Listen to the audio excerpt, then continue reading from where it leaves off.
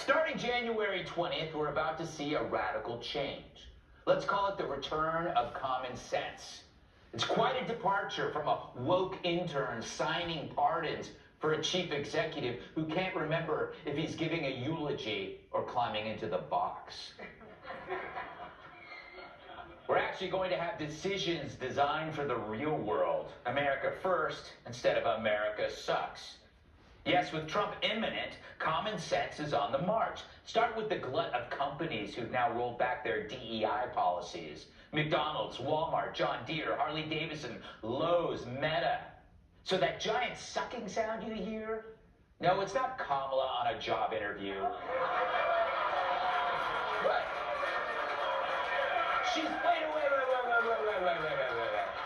She's not good at job interviews. Weird.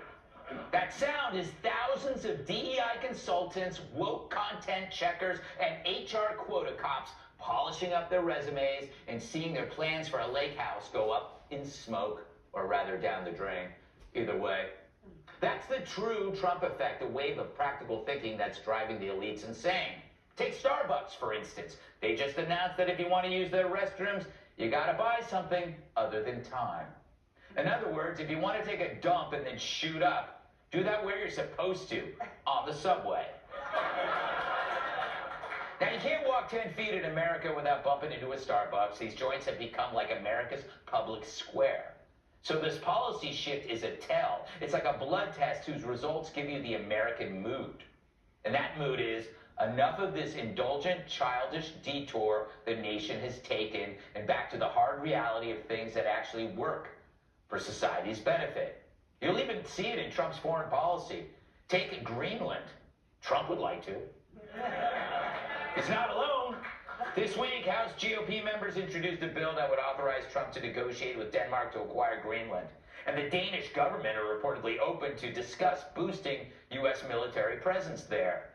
Hell, one poll found a majority of Greenlanders approving to become part of the U.S. Here's a few of them right now. They're an adorable people. And no surprise, the elites here and overseas are melting down, which must mean, again, it makes sense. These people get a rash on their ass every time they're faced with reason and logic. For some people, it's the size of Greenland. So why focus on Greenland, on Canada, on the Panamac anal?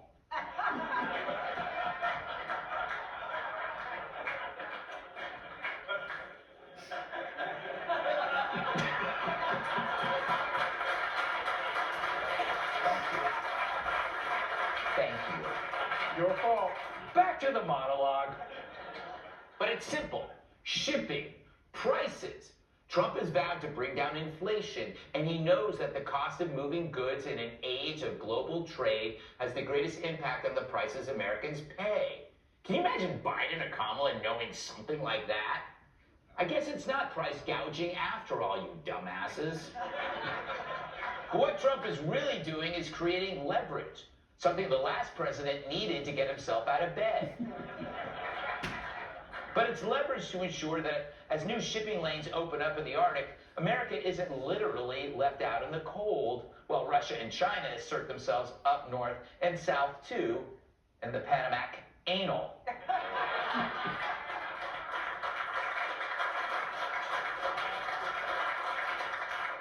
In other words, these are policies that might actually benefit the American economy.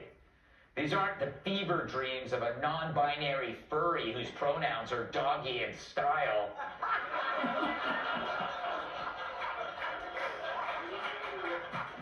And people who know the global economy get this. So what about those evil tariffs? Listen to JP Morgan CEO Jamie Dimon school Leslie Stahl on Trump's tariffs. But what about advice to him on some of the policies that he's threatening to do that could hurt the economy? For instance, tariffs. I have not spoken about tariffs. I think you should read the Art of the Deal. He's a negotiator. He lays out some very tough things, and sometimes it works. We have to worry more about national security, resiliency, diversified supply chains, and we didn't. Tariffs are a way, are a tool properly used, that can help get some of those issues resolved. You think it is a legitimate negotiating tool? Absolutely. Also, you're a tool. Put that in your stall, Leslie.